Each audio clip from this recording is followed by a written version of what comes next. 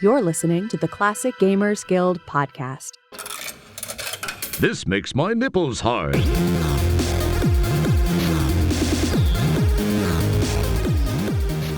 Classic gaming friends, welcome to the show. In today's episode, Paul and I are chatting about comedy in adventure games. Specifically classic adventure games. Maybe we'll touch on some new adventure games. We're going to talk a little bit about different styles of comedy, things that we find funny or not funny. And hey, chances are maybe we'll be funny during the episode. Yeah, right? look, Paul? this is going to be hilarious. It's So already quite a riot. I'm It's terrible true. at this episode. If everyone is listening now, then that means we got through an episode, which is amazing.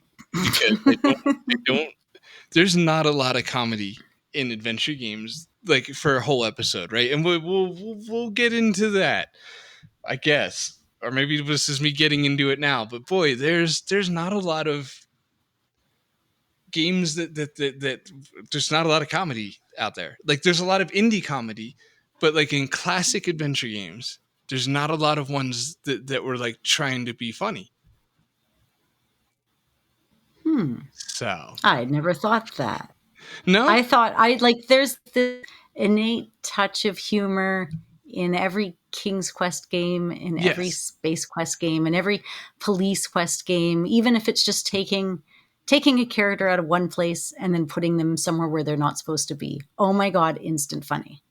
No, you're totally right. So I guess what I'm saying is like not a lot of classic adventure games where the genre of the release was comedy.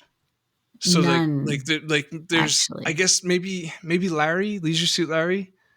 Like you could say that. I mean, it's almost more adult but like you could say that was Adult just they were humor. just comedies, I guess, or maybe Space Quest, but not the first two. But yeah, because even Space Quest is kind of dominated by the sci-fi factor. So to rephrase my initial point is like there's not a lot of games that like classic games that they're like, hey, we're here to make you laugh and that's it. Like we're just funny old games.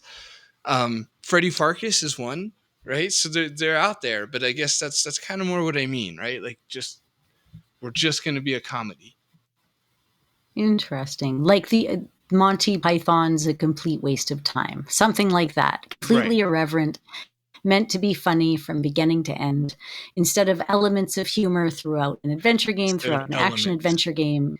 Right. Yeah. Elements of humor. Even Freddy Farkas, then, if you look at it, it's kind of like a comedy adventure, but it's elements of humor within the category of an adventure game. Some more funnier than others. Quest for Glory, always funny, puns all the way through, but it wasn't released as a comedy game at all. Right. This is really actually, it's kind of interesting. So what would be considered if we were to think of the adventure games momentarily as like a movie release? Like, because Freddy Farkas, you could get really carried away and be like, well, then none of them are comedies. They're all something else, like a Western with comedy happening. But it's like, if it was a movie, would it be considered a comedy or an action adventure? So let's look at it that way. Because I would say Freddy Farkas, for example, would be billed as a comedy, right? Because it's just kind of just goofy. Wild West comedy adventure, like King's Quest would be comedy drama. Right. Quest for Glory would be action adventure comedy with a bit of drama. They'd all kind of be like mixed genre. Right. There's not a lot of like just over, I guess. Okay. So let's look at the Lucas side. Because like, what about Day of the Tentacle? Like, yeah, that's a comedy probably. No, you know what? Sam and Max. Because it's a cartoon, isn't it? Sam and Max is definitely That's a safe comedy. Drama. Yeah. This is surprisingly difficult to nail down. Because Day of the Tentacle is like, is that all it's trying to be as a comedy? People would say it's one of, like, I was looking up what people were saying about funny adventure games just in the various guilds today. And time again, Dot came up as being the funniest adventure I've ever played. Huh. Okay. I didn't mean to meet that with such criticism. funny? Let me think. Like, I know it wasn't even your personal opinion that you just said there. I No. kind of really gave it the treatment. I was like, interesting you would say that. But no, I'm just really trying to think of like what else it would be if it's not a comedy, right? Because it's like a time travel based thing. No, it's definitely a comedy. Toonstruck's a comedy adventure, time travel, kind of world travel, but it is a comedy. I mean, there's Ben Stein. Right. Okay. Not every game gets shoehorned in because of Ben Stein, but this one definitely does.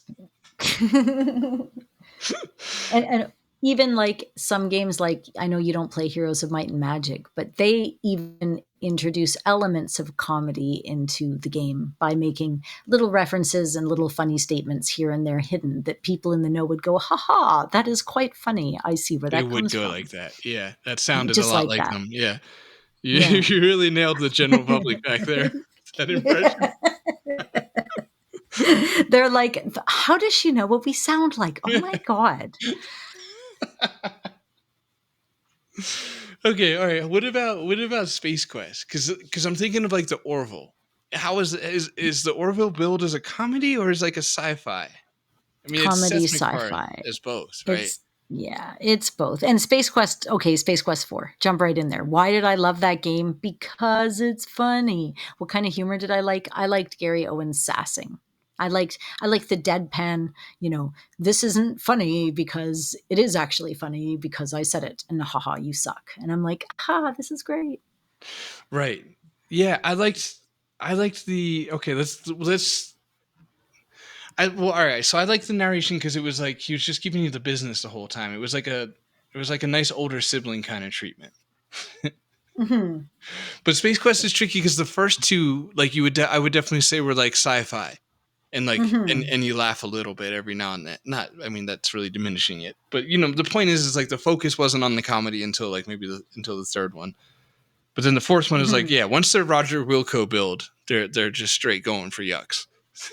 Mm-hmm. And then that people are like, oh, well, they're just turning them into like number 5 being a lot of references to Star Trek and this and that, and just kind of like trying to shoehorn it in as being that kind of a humor. And that as the series went on, they did that more and more instead of being original with the humor, using callback and references instead of actually trying to be funny. Now, hey, again, not my opinion. This is just stuff I've seen around.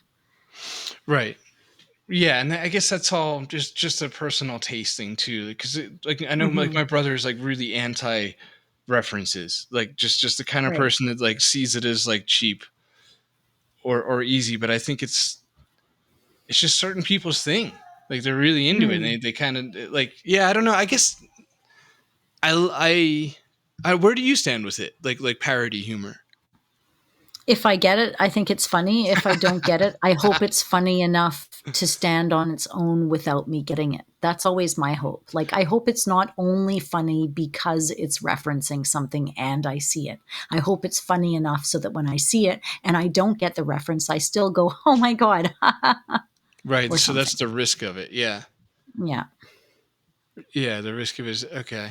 Well, what about Or it has to pass by without me noticing it or something. And I'm like, it didn't matter. It was inconsequential Right, because I've that's a never played it shitty and I best don't case understand it. scenario, Yeah. though. Like, well, at least Yeah, I it didn't is. notice it sucking. Yeah. Or going over my head.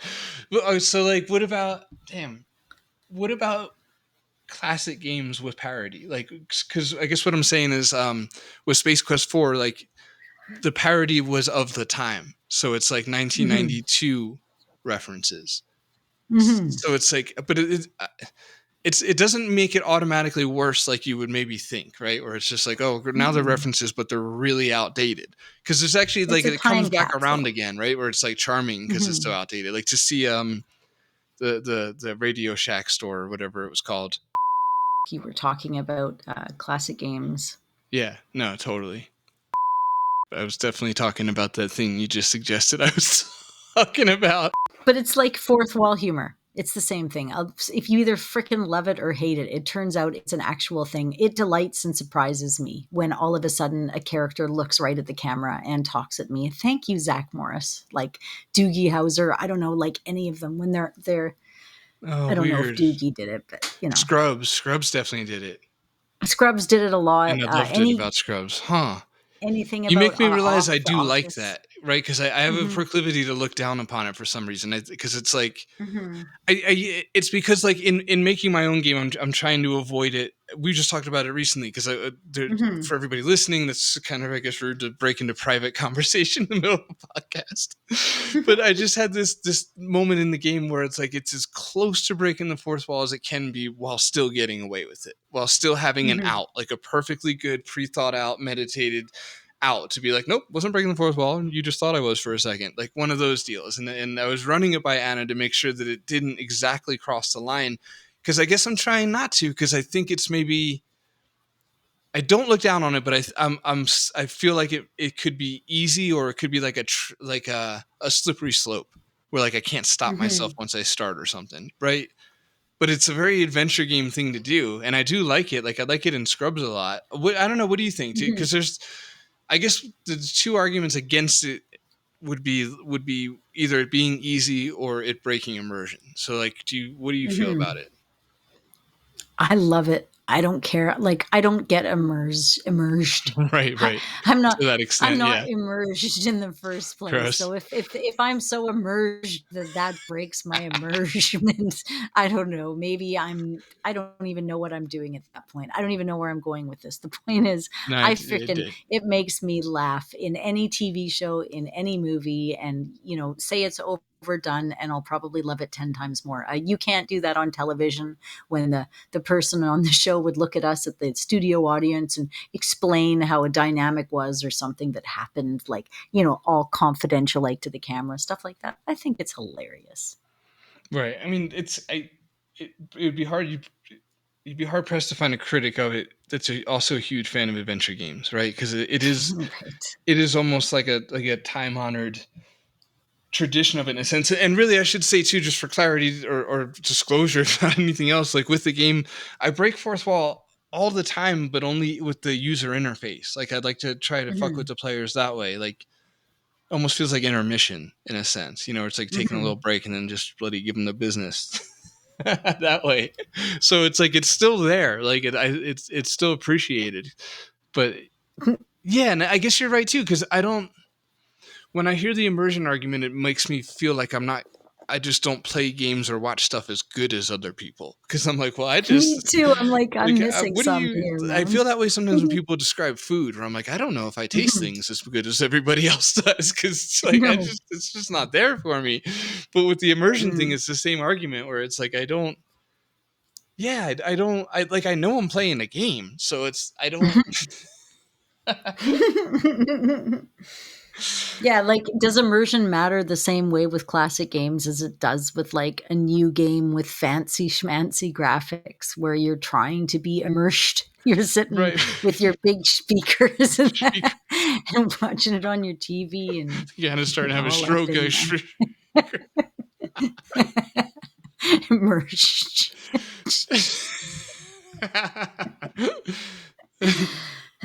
That's how to keep Anna busy. Just be like, go stand in the corner and say immersion for a while. Should buy us 20 minutes. Just just stand there looking in the mirror. It's kinda like saying, like, boobs 50 times in the mirror. By the time you get to, like, time number 42, you're like, "This isn't even a word anymore. What the hell am I doing?" Well, it's okay. Here's a good way to that I could maybe put this. I shouldn't have guaranteed it was a good way off the bat. That's for sure. But another way to Promises, look at it promise. is like okay, I'm trying to walk in the shoes of somebody who doesn't like the immersion or doesn't like the force wall breaking because of the immersion.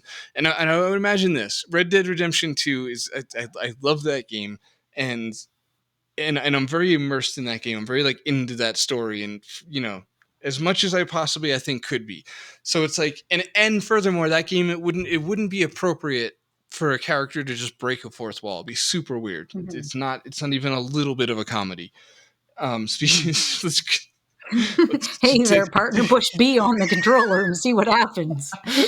as I take a 5-minute detour into a game that is definitely not a comedy in this episode. But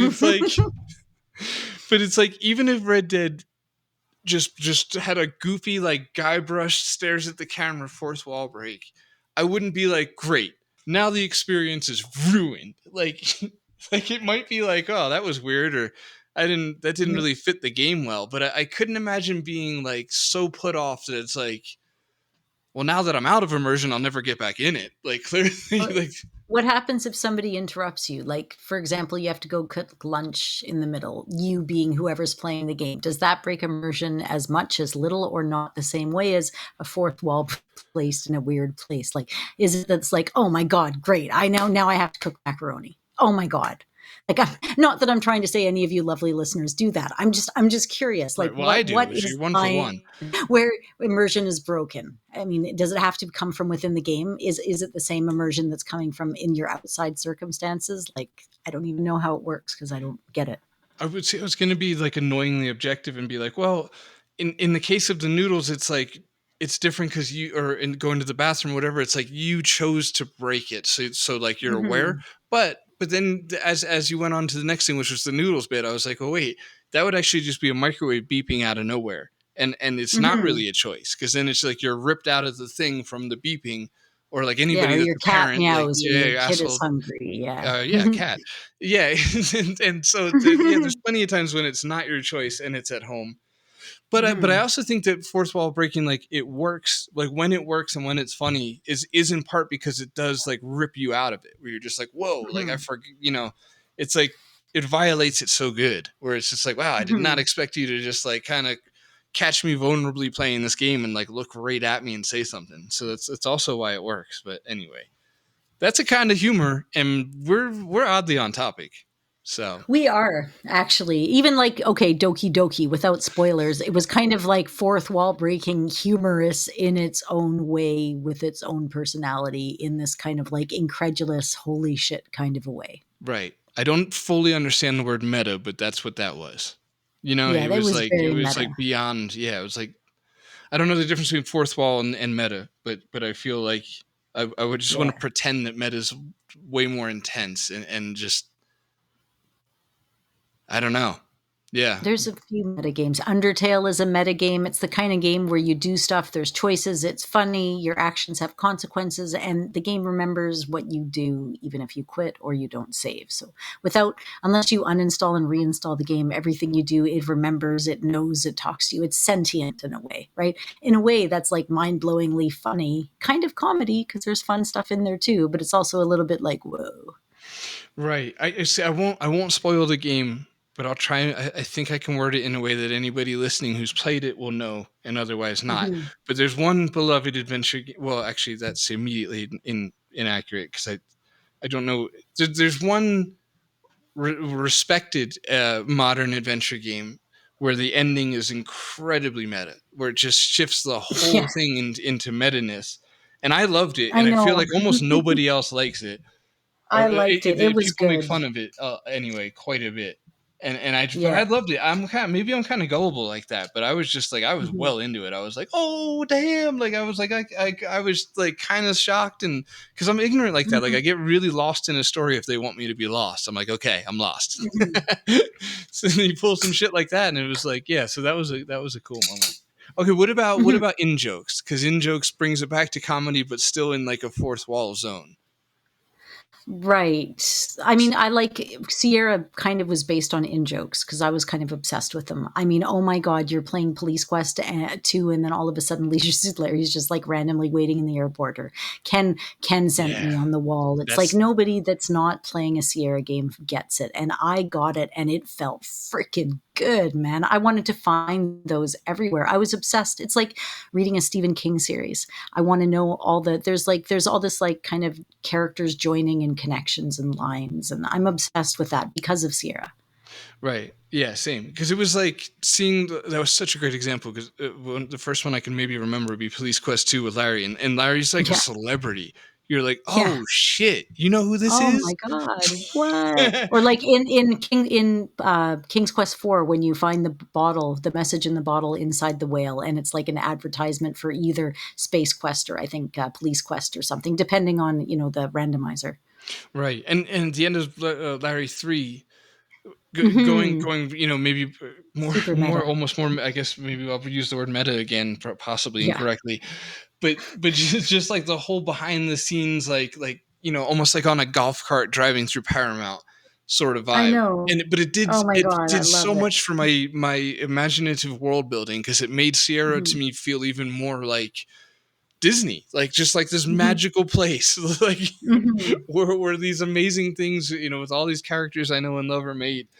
And then LucasArts, like the first thing I think of is Sierra, but the first visual I get is usually Lucas, because of Last Crusade and like Sam and Max totems and things like that, where it's like they didn't do it as often, and maybe a little bit more subtly.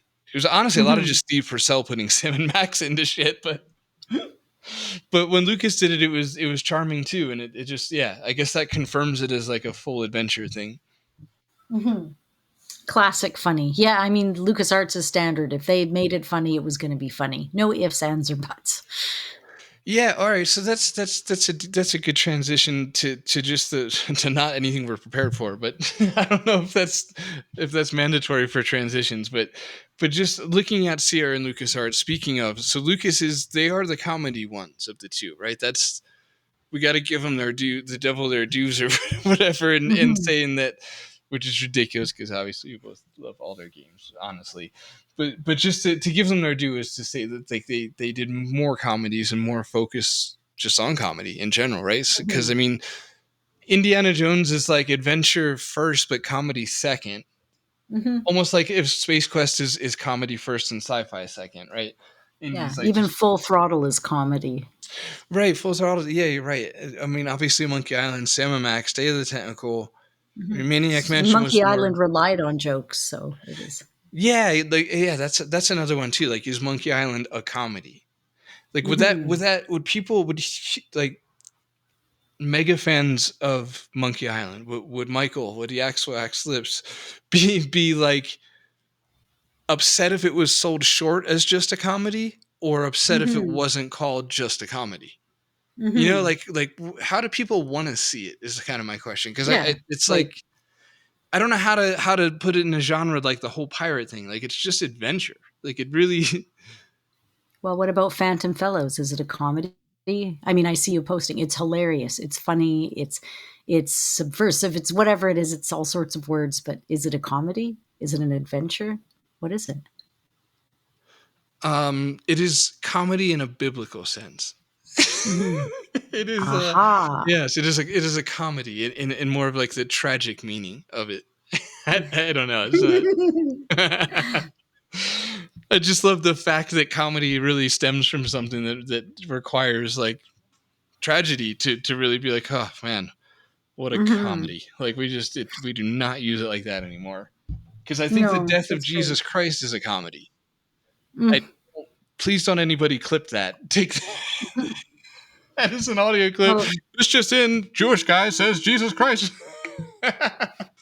well, if you watch Jesus Christ Superstar, I mean, that in and of itself is a comedy. Right, but it's like it is the comedy of Christ. I think is like Yes. yeah, right. Okay, thank you, Jesus. Well, I'm trying to help you know you. what? Thank you. It's just we're good here. I think we're good. That covers in jokes. No, sorry. All right, I'll actually answer your question. I would call it a comedy. I think it's a spooky comedy. It's not very spooky. The atmosphere is spooky, but I'm just trying to make people laugh, I think. Well, that's not true. A hilariously atmospheric game. This is tripping me out, because it's one thing I didn't account for was that it's hard to find any adventure game that's just a comedy, because I don't even want to commit my own to that now that we're like overthinking it, right? Because I'm like, well, I mean, there's like arches and character growth and there's like a lot more going on. I don't want to sell it short. Like, I'm just trying to make you laugh. Like, yeah, that's 90% of it for sure. But like, and then there's the whole, like, you're dealing as our friend Jack from Adventure Game Hotspot pointed out to us, or to me, both of us in that interview, where he's just like, but you have to understand that people aren't going to assume comedy when they see, it's about death. You got a ghost right there, and you guys, and it's like, oh yeah, that's a really good point. We probably should start letting people know it's a comedy, or to expect to laugh anyway. So it's like, that's all. Well, I Just to think say it is was. that it is more. Yeah, go ahead. It was Joshua, I think, or no, it was Jack when we were talking on the adventure game Hotspot with our lovely friends. And he said, how do people know it's a comedy? There's not a lot Right. of paranormal comedies out there. How are you going to let people know that that's even a thing? How relevant is it to your advertising? I mean, I'm paraphrasing here, but essentially it got me thinking because I hadn't really thought about that before. Right. Yes, exactly. Same here. So, and thanks to Jack for that, because and I'm sure he's noticed that all of the tweets immediately changed tone Mhm. to be like hilarious adventure game. That really, Exactly. really thanks to him pointing it out to be like, hey, just an Mhm. average person who sees paranormal investigation with a ghost might not think, it's going to be hilarious. Mhm. So you should Like probably South Park, The Stick of Truth. Everyone's like, that's going to be a funny game. And it was a funny game. right. But people are like, that's a comedy. That is a comedy. It's based on a comedy. The game's a comedy. It's a Right. comedy. But yeah, okay. So it really ties back to that very first point of like, is there any game that's just purely comedy? And I still only Mhm. can really answer Sam and Max and Leisure Suit Larry, Mhm. because Sam and Max is straight comic, like literally came from a comic book, and Mhm. it's a funny one. Yeah, yeah. I'm standing by that. I'm fortifying it in my mind, saying yeah repeatedly to What everybody. But else? Goat Simulator. Goat Simulator is funny. I mean, it was meant to be funny. The goose game where the goose goes around. The Untitled Goose Game. I guess that's that's right. pure comedy, right? Well, The Hitchhiker's Guide to the Galaxy text game, maybe. see, I would maybe leather god. Is there something about like the pure sex ones? Because it's like Hmm. Leather Goddess might yeah, actually like go under that Phobos and label. Larry and stuff, because it's like Spell they're, but casting even then, it's like 101, it's funny. even. They're all comedy and something else. Like in They this case, are. it's adult. Hmm. What about red herrings? That's kind of fourth wally. I don't like Maybe not. them. I don't like red herrings. I never have because I'm like, and some of the new games, there's red herrings everywhere because you're like, this person participated in this for that. And it's funny if it's a funny inventory. And I don't mind it if you can hold it, but I'd like it to have at least one purpose somewhere in some way, shape, or form. Otherwise, I'm wasting my time. If it's going to be a red herring, leave it on the wall. I'll look at it and think it's funny. That's interesting. Okay, you're taking a hard stance on that, and I I appreciate it. am. I You always really got have your with foot the red down. herrings. I always I have. really do.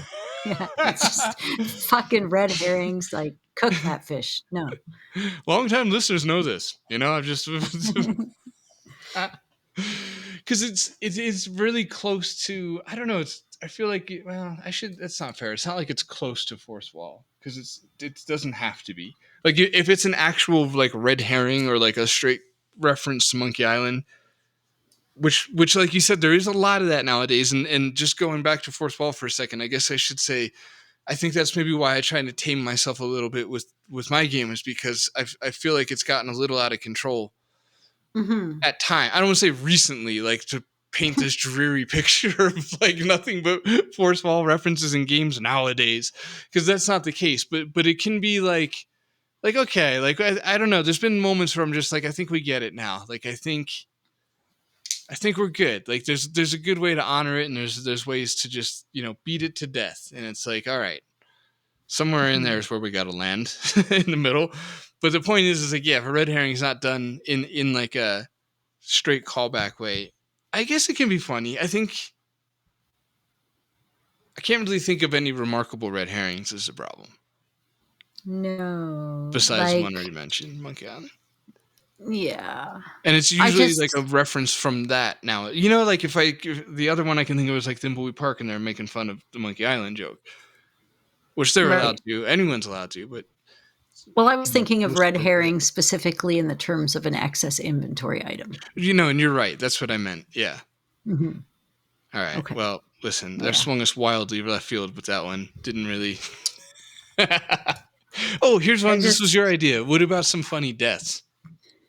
oh, okay. Yeah. I mentioned it because the one that I'll always bring up is one of my favorites, is just simply when you go to use the lockpick on your nose in the right versions of Quest for Glory, and it goes in too far if your lockpicking skill isn't high enough. I think it's especially in the VGA version, and then you die. So to me, that's like one of the funniest deaths ever.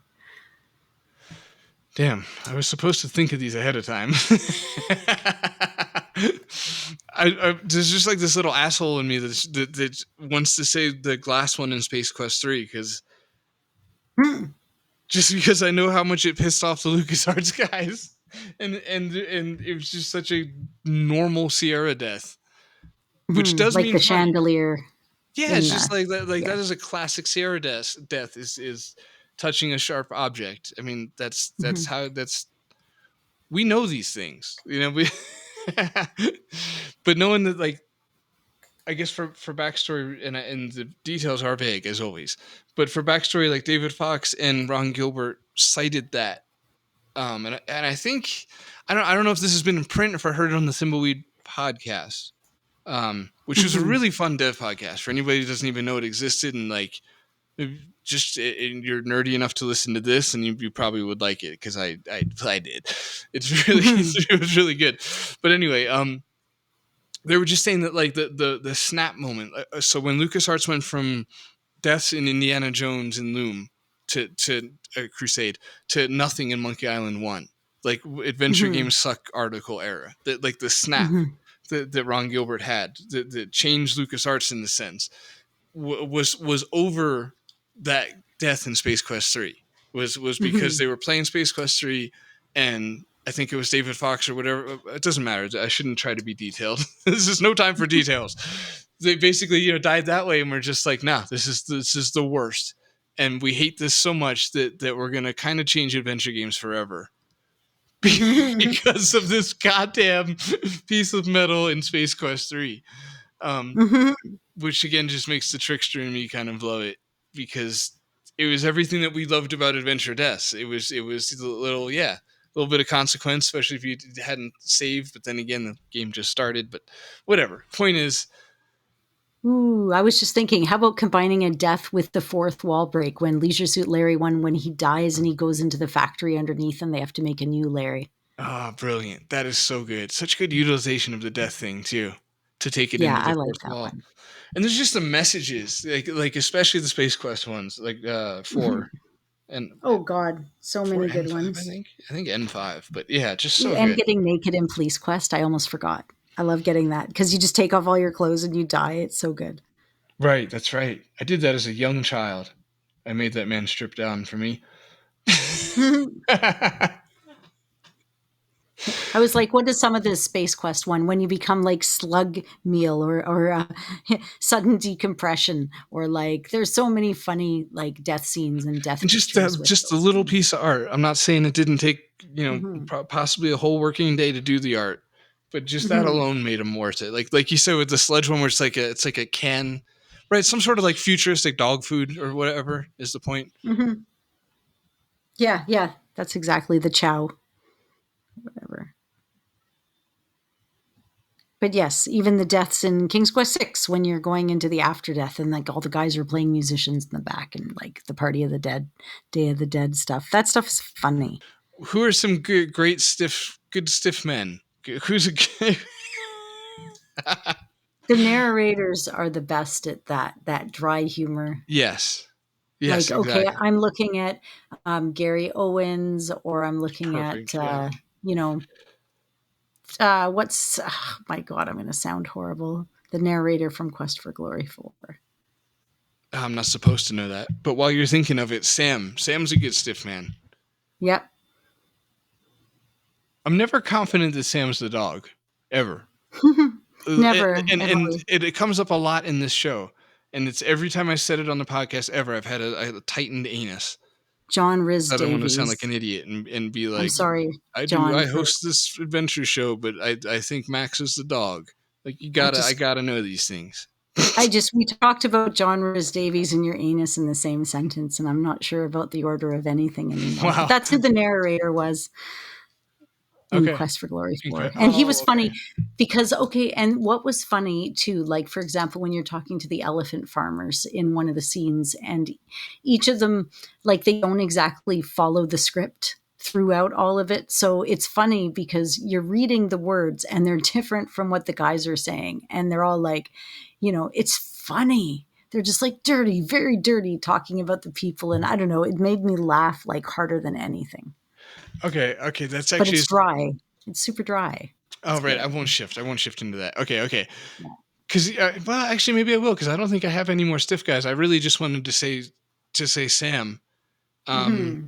Because actually, you know what? Credit to McQueen from Dark Side Detective. McQueen's a good stiff guy. Mm-hmm. And a very like classic, because stiff guys always pair good with with a dumb guy. Even like, To well, be like, even in what are you doing? Toonstruck. Get it together. So you like Pinky in the Brain, right? Yeah, That's your classic stiff guy, be the brain. I like that. But even Christopher Lloyd was almost like that in Right. Toonstruck. See, that's great because another like jumping off point I had here was like silly worlds and stuff. But I was kind Mm-hmm. of what I was getting at with that was like something like Toonstruck where the world is what's funny. And yeah, Mm-hmm. so that's a great example would be Toonstruck because then Christopher Lloyd is like he's the stiff guy for the rest of the whole world to contrast the world of the Mm-hmm. game. Right. There was a struggle there at the end, but okay, so what about worlds? Let's stay there for a second. How about Neverhood? That's Mm-hmm. pretty well. Actually, I guess the Neverhood, the world itself is more like abstract, and Yeah, it's wild. It's um, thought provoking. yeah, just Neverhood is a really funny game. Like there's some. Mm-hmm. I think the hardest I've ever actually. And this was a question I had too. So I've got two. I'm going to jump to the question for the fun of it. So start thinking now of your. I'm going to ask you. I'm not cutting this. I'm saying this like a huddle away from everybody listening. Shh, quick while they're not paying attention. Try and think of like your funniest ever moment or two, like top one or two hardest times you've laughed in an adventure game. Okay, and then Mm-hmm. mine is there's two of them, and it really in accidentally ranked order. The first one is easily the Neverhood where he slams the door shut and runs into the door, and Mm-hmm. it's done to just the greatest soundtrack, one of the greatest soundtracks ever, which was the Neverhood soundtrack by Terry Scott Taylor. It's so good, Mm-hmm. like it's listenable on it, so it's so just goofy and weird and fitting, and the music along with this visual gag of him panicking from this monster that I won't try and explain. Almost did. That would have been a mistake. And slamming into a door is just amazing. So for the people who know that scene, at least maybe now a couple of them are like, yeah, that's what I'm looking for. Okay, and then the second one is Space Quest 5, and it's just a line, and who I don't know why, but it just really stands out as like peak adventure game laugh out loud shit. Was Rogers with Beatrice, and I don't remember the line, so I'm not even going to try, and I don't want to butcher it, but the point to get it across would be he like sends Beatrice in an emergency out of the ship ahead of him, and she thinks that he's being like a heroic gentleman by having her go first because she's a lady. And then when Mm-hmm. she gets through like alive, he's just like, oh man, thank God she survived. Okay, now I'll go. It's just like, man, just like the funniest shit. The subversion there. But anyway, so those are my favorite two. And what do you got? So yeah, I'm obviously a huge fan of the humor in Quest for Glory 2. I like it in Keep on Laughing Shop because A, it's hilarious. You can click on everything. Everything has a funny description. If you go in one door, you're like, boom, you end up on the other side of the room and he kind of makes fun of you. You can get x-ray glasses that you could use later on. And then I absolutely love it with the source because you buy this majestic steed from this Groucho Marx lookalike and you can get a good deal if you're careful. But anyways, you take him out and it's like, oh, he's going to be there, and you go way off into the desert, and then all of a sudden a bad guy comes up and your source throws you off and like runs off, and then like you're sitting there going, what the hell, you beast? And like for me, that's like super duper funny. The characters in it are funny, the jokes are funny. That game to me made me laugh all the time. That's the big funny for me. Dude, what game? Quest for Glory 2, man. Two. The Okay. trials by fire and stuff. That's the one. Okay. So I was like panicking. Like I missed the most important part of this now. Okay, it's the second one. I did not expect That's that at number all. 2. Yeah, Because you hear a freaking lot funniest about game ever. I hear a lot about one EGA and then three, or the Mhm. battle between 3 and 4 for like the fan favorite. But I never hear Mm. much about 2. That's pretty cool. Much less like really funny. Jeez. Oh my God, 2 is just amazing all the way through, and the in jokes, and like, okay, the whirling dervish off in the desert, and Oh, like, it's so good. Like the waffle, the hungry the awful waffle walker that if you wander off in the desert and you're like about to die and you're super hungry, he'll come and like you eat him so that you can live That's and amazing. not die in the game. The sacrificial It's waffle. So good. It is. That's beautiful. I really like that. It's so good. Yeah, all of them are funny, and it's not just puns. They're just like significantly funnier than anything else out there. They're funny games. They were meant to be funny. They're punny and they're funny. All right, I got a few more like little topics that I feel like we could get through a few more of them because they sound maybe fun. I did the whistle thing, like the beaver from Lady and the Tramp. Wish I could do that on command, like talk like that. Okay, anyway, what about protagonists? This is just kind of a weird. All of our notes have things like that start like death and comedy, red herring, puzzles, like just easily understand. And then this one's just beautiful minds. What? What? It's so protagonists that you could just listen to their regular thoughts and be entertained by them. Okay, I very obviously read that off a screen, but you get the point. So like for me that's Roger Wilco or I'm sure a lot of the audience would say Guybrush. Which I don't know. Yeah, because those two are really similar. That's like a whole nother topic, really. Honestly, just those two alone comparisons. But I would say Roger, where it's like you just want to click around and hear what they have to say. Like you just talk to me. And like, sometimes it's the character I want to hear. Sometimes it's the narrator I want to hear. Sometimes it's the. I was just thinking that too. Right. No, that's such a good point because I was kind of fading out thinking like, well, wait a minute. How much of it is Roger and how much of it is Gary Owens? Because like, just talk to me, Gary. Just say things. But yeah, I don't. What else? Who are some characters like that? We got Guybrush and Roger. Yeah. I guess. Would you say Larry? You really like Larry? Yeah, I like him, but I don't know if I like. I want to hear him. what's going on around the room, but I don't know that I want to hear. Larry's what more he of has like to a say. premise than right. It's like the whole premise as opposed to just what he says. Right. That's like in Freddie Farkas. I really, really want to read the text and see what the narrator and what Freddie's saying about stuff. Big time, and it's funny. Right. You're totally right, and that's another one for the narrator. +1 on the or +2 on narration there. Yeah. That's true. And I mean, Josh Mandel's writing obviously draws you in too. So. Yeah. Yeah, exactly. He's really good.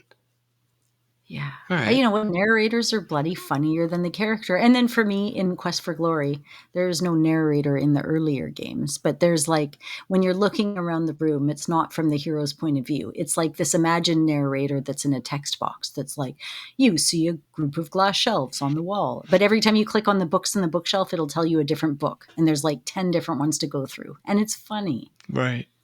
It's funny from a development point of view, like all of the little things you have to keep in mind and make decisions on if you wanted to make an adventure game. And I remember the narrator one, obviously early on, but it's just like, whoa, that's heavy. Like that changes the whole like tone of a game if you choose like maybe not the tone, but like having a narrator or not is like a totally different approach to things. Like some people hate narrators too. Like some people really don't like narrators. Interesting. I've heard it. My oldest son doesn't like it. Well, and I just saw something like a couple people on Twitter agreeing that they really didn't like Gary Owens. What is going on here? I don't know. Blasphemy. I don't know. Huh. I wonder if that whipped up anybody listening. I wasn't trying to, but it's kind of funny to think I just got a little whipped right, up. I know. It was like, what kind of chain reaction was that? It was like 17 other people at the same time were like, what? Like, everybody's going to be madly tweeting #, Gary Owens rocks or something. You know? How dare you? I know, but it's just a thing I read, maybe. But so, okay, another one, because I think we're good with that one. What about? Let's see, is there any crossovers? Not really. We kind of talked about that with Larry and Police Quest 2. And then the funny ones that came out, the fan crossovers, like what was it? The Back to the Future mixed with Indiana Jones, I think, and all those kind of funny ones. Right. A crossover? What about visual humor? Because that's the Neverhood. Slapstick visual humor. I'm going to give it Neverhood was definitely like not only great with visual humor, but really good like without translation required. Like any language. It was just like it was. They didn't say a Like word. the shows Zig and Charco. Zig and Charco, they don't say any words. It's a French show, I think. There's no words at all. Yeah, But it's I don't know if you've seen it, but it's I bloody have. hilarious. Yeah, Yeah, yeah. it's funny. No, it's good. It's like a modern Saturday morning cartoon, right? Is that fair? Yeah, it's almost like Ren and Stimpy without the Right. words. Right. Yeah. Okay. All right. Let's get to the fun, meaty ones, and we can be done. So we got. Well, we did that one. Okay. Well. Okay. Who would you pick as the funniest protagonist? Ooh. Yeah, probably Roger Wilco, because of he doesn't even know he's funny. Right. I'm trying to pick a different person. Oh my God. Can you either have him or Larry? There's really not a lot of choices out there, buddy. Freddie Farkas, we've talked about them all. We have some clear champions in this ring. Right. I mean, the people's choice would be Guybrush. I could say that. That's for sure. But Mighty to me, Pirate. I can't help but compare Guybrush to Roger, and I'm just more keen on Roger. So then it's like it's not fair. Yeah, LucasArts was they. I'm going through all their games mentally, and it was like there wasn't a single one, right? They all just kind of like it was a Day of the Tentacle was a group, and Sam and Max was two people. Obviously, we covered Guybrush, who was just one, but there's no other ones for me to pick from. It seems like. I mean, I love Indy, but I couldn't pick him like comedy wise. All right, yeah, just Roger. Fuck it, I give up. Roger wins. Okay, what about funniest antagonist?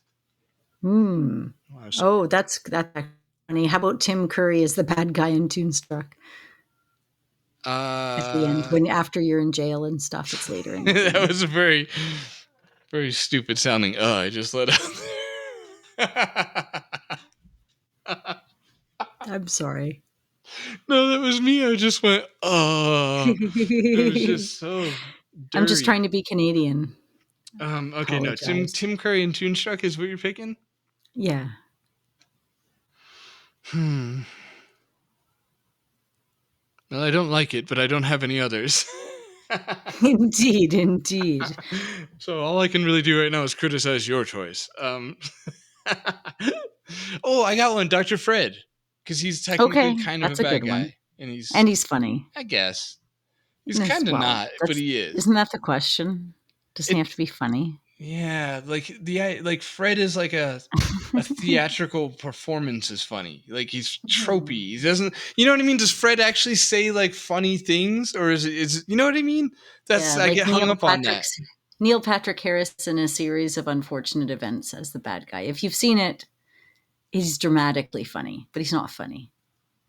Right. It's like the representation of them is funny. Their presentation is funny, but like they don't say funny things. It's brain. So that still counts as funny, though, right? And that's just a different kind of funny, a performative funny. It is still funny. It's elaborate. It can be. It's still funny because we're laughing. I just don't know why. Right? Yeah. No, in a performative sense, yeah. It's like the whole. Yeah. Okay. So I'll stay with Fred. Man, I made that difficult. I'm real sorry about that. But we had a nice philosophical breakthrough on what it is to be funny. So kind of Goldblum delivery. Top 5 ranked games. I'm not prepared for that. No, hang on. I wrote something down somewhere here. Hey, I played Pajama Sam with Strummer yesterday, and you kind of know that. I mean, you definitely know that because I sent you a picture about it. But I'm just saying we talk a lot of shit on here, but we do the shit too. Like we just got done talking about kids and games, and I'm like, we had a moment. He actually picked it. I mean. He would get cooler points if I omitted the fact that the Wi-Fi wasn't working, so he had to pick from very few downloaded things on there. But he was in Steam, and he could have played Mangia or whatever driving game, but he picked that, and we played it all the way through and finished it today. Okay, did you think of stuff? Do you have your list? Yeah, I have an idea of my list. We're good. I'm gonna jump right in with Quest for Glory 2, because I've brought it up a few times as being flipping funny. funny. Okay. So funny. Are you doing this in order from 5 to 1? That's a big ask. You don't No. have to. Okay. It's I don't even it's have 5 games. I don't. I'm like, I pick that game. I pick Space Quest 4 because we've talked about it again too. I've picked Freddy Farkas because we've talked Freddy about it again. Farkas. It is very, very funny. I pick, you know what? Space Quest 6 was funny to me. I thought Space No, Quest Space 6 Quest was 6 is really hilarious. funny. Yeah. It's so funny. I mean, just in a It is funny. The game is just funny. It look is and a touch funny and game. fuck with things as Gary Owens Yeah. and get to whatever. Sorry. Mhm. You're doing It's you're true. doing a better job at your stuff than I am. You're trying, but that's funny. Quest for Glory 1 is funny. Even even King's Quest 5, okay? It is unexpectedly funny and whimsical. Yeah, the more abusive Cedric is, the funnier it gets too. Because you're just like, who the fuck is this guy? Mm-hmm. Right. Those are great, man. Was that 5? That was, I think you did it. I think I did. Do you have a bonus pick? How about a modern or one? Or am I being a dick by putting you on the spot with that? No, I mean, I already said Undertale was pretty Oh, fun. nice. I really like that game. There is no game Wrong Dimension. Again, indie game. Jack Yeah. mentioned it on a previous podcast. You can get Yes. it on an app. You can get it on the computer. The whole game is like you and the narrator arguing because you're just like, I want to play the damn game, and he's just like, no game here. But in the meantime, you traverse through like 5 different genres of game, and the whole premise to me makes me laugh my ass off. I love it. Right. No, it looks insane in a great way. Mhm. And I think I might have even bought it but just haven't played it. Yeah, I might not it's have. I don't worth know. it.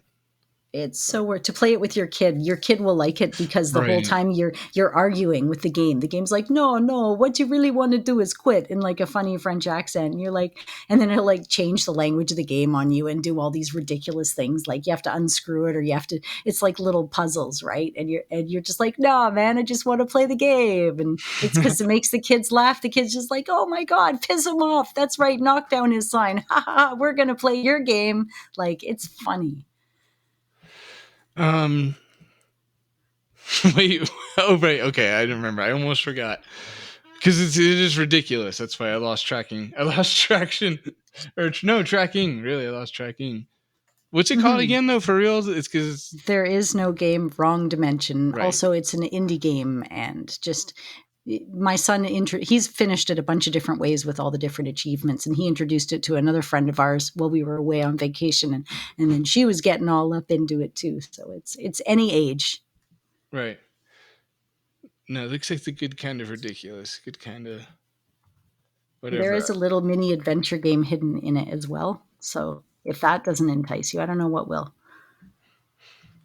Yeah, and it's even on its own, it's considered adventure. Just it's more one of those. I think they don't know where to put it, but I remember seeing it, or like I've heard of it or know of it just because of it being called an adventure game somewhere, like on some top 10 upcoming or whatever that I was watching a long time ago. Okay, all right, I've kind of got 5, maybe that I can. Salmon Max, Space Quest 5. Thimbleweed Park and Neverhood and is that 5 or 4? Is that I think 5? that's 5. Do a bonus. um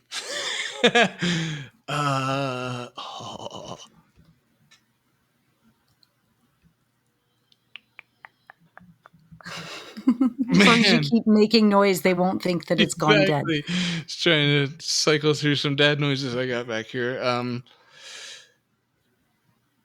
Trying Grumph. Dude, I can't think of a single other thing that has ever made me laugh right now. That's how blanked out I am. It's like purposely evading me. Larry. Okay. I'm gonna just that'll do. There you go. So Well done. thanks. Okay. I guess what I wanted to touch on is just there's so many different ways to have humor in a game. You've got the animation is funny, the background is funny, the premise is funny, the puns are funny, the text is funny, the narrator's funny, the character's funny. There's so many different ways these games have made me laugh over the years. And it is, for me personally, it's the humor that has brought me in. It's the humor, it's the naughtiness, it's, all of those things put together. And that's the kind of stuff that intrigues me more than, say, drama does. Wow, that was actually really nice. That was really nice. Yeah, that's great. Because it's kind of like what we learned all along. This episode has a moral, it turns out, which is not being able to pin a single thing as just a comedy shows the complexity and the depth that the adventure game genre offers us. And And we kind of covered that because we were at the beginning of the episode. Y'all heard it. You were here. We're kind of like, well, what is funny? What isn't funny? What do they mean? Where is it? I mean, we had to figure shit out that we didn't even know. Like, we've been learning throughout this whole episode. I feel even a little bit more than other ones, even though I'm like comedy, funny games. I already know all that stuff. Right. No, because you're right. It kind of shows us that the spirit of adventure games is having a humorous outlook on whatever is thrown in front of you. It seems like that's common across 90% of them. It is like all the protagonists, especially in the classic ones, are trying to get through difficult times while maintaining some sort of even cynical or darker humor in certain regards. But regardless, Gabriel Knight has its humor too. I mean, it's in all of them pretty much. Turns out it's sarcastic kind of humor, but it's there. Right. It's so interesting because before this, I really did learn something too, guys.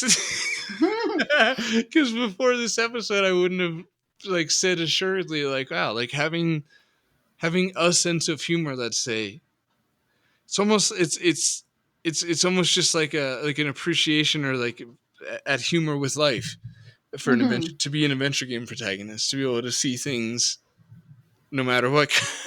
Kind of like that Nietzsche thing we were talking about with the amor fati. It's exactly how weird that turned out to be the moral of the podcast. Which is the stuff we talk about randomly, people, clearly. Actually, it's true. It is the shit we talk about randomly. I have to admit it. It's true. It's so weird how that just wandered itself right into this. That's amazing. Because it's true that it seems to be the spirit of an adventure game protagonist is approaching life with a love for fate. So that's cool. It's true. And, it's a neat moment to end on. Yeah. That's a great way to wrap it up. Those are some funny games. And I want to take a second before we finish the episode just to say thanks, continue to say thanks to the fans who write us after listening to the episode. It kind of makes us feel good because although we can see the numbers going up on the website, we don't actually know that people are actually listening. So when we got an email recently from Robin Sparks saying, hey, thanks for talking about playing games with kids. I've been playing games with my son. His son's name is Toby.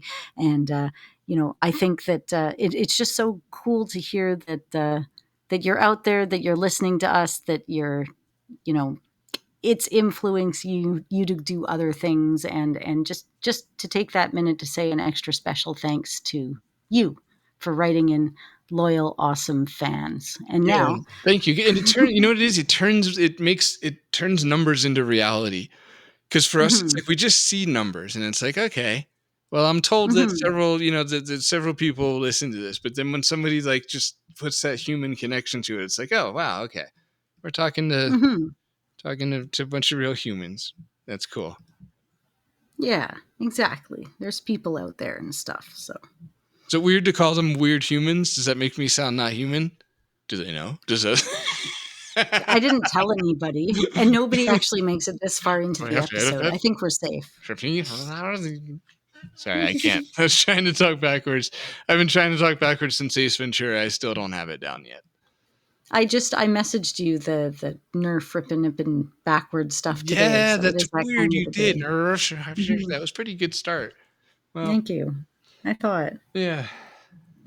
Well, anyways, thank you so much for hanging out with Paul and I while we chatted about comedy and adventure games. And hey, maybe we even made you laugh once or twice, huh? During the episode without actually telling actual real jokes, huh? Right?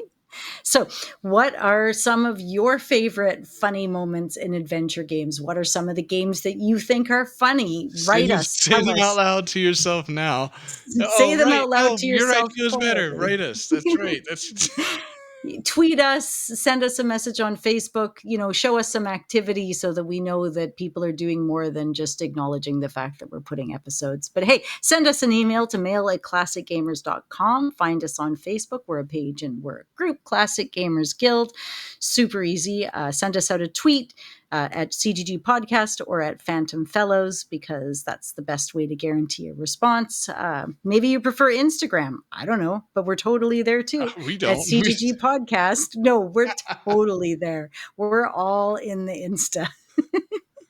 And of course, the adventure game hotspot. I got a shout out to everybody in the adventure game hotspot, all the awesome work that they do. Check out Adventure Game Geek, One Short Eye, Space Quest Historian, Conversations with Curtis. Everybody in there is absolutely wonderful. And of course, the hotspot itself, Weird Gaming Adventure. Lots of really cool projects going out there. And of course, nothing in this show would be able to happen if it weren't for our fantastic Patreon subscribers.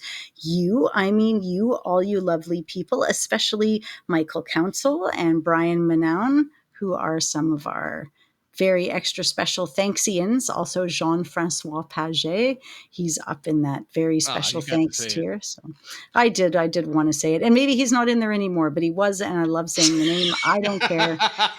It is. If you have a cool name, you're a permanent member. And here's my random shout out to people that are awesome and just happen to be subscribers. Una and Gus, you've been in the other tiers. We appreciate it. Ronald Dragsta, Skay Rugs, you guys have been followers and supporters for a long time. Chad Armstrong, you rock. Like Mark Fillion, there are so many that have been there to support us now and in the past, and we really appreciate. Adventure Game Geek, even you support us. You are absolutely wonderful. So thank you. If it wasn't for that, we couldn't do the free hosting. We wouldn't be as motivated. And hey, content's been arriving. We're not neglecting the Patreon anymore. We got you guys. We really do. So thank you. Yeah, you did a great job. I don't want to fuck any of that up. So just don't do a murder.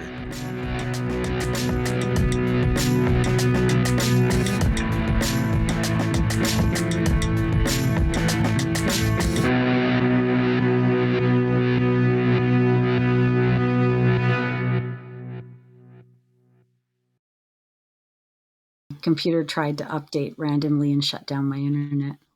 Wow. I'm not gonna make this a Windows thing. Unbelievable. Did you ever log into your Windows account when you don't have a profile picture? Do you see like that chunky, disgusting, pixelated there's just unpolished edges wherever you look. How could you release an operating system where the default avatar is like the wrong resolution? And it's all fucking blurry, just this gray, gross humanoid shape in a black circle. And it's all you know what I mean? It's so weird. You got these beautiful wallpaper backgrounds. Like I don't like Windows. It just did the exact same thing again. I don't even know how to stop it. This is crazy. Dude, I can't. At the risk of starting all these recordings with me, like just railing on Windows, here's another one. So if you need Task Manager, which is like the emergency, my shit is not working, everything's frozen, I need to pull up Task Manager so I can tab to the problem area and force quit it. It's we were just talking about baselines the other night. Task Manager doesn't have baseline over a ton of programs. So like if you're in Steam and your game freezes and you pull up Task Manager, it pulls up behind Steam so that you can't see it or interact with it or force quit the frozen game. How does that ship? That happens. How does it ship, dude?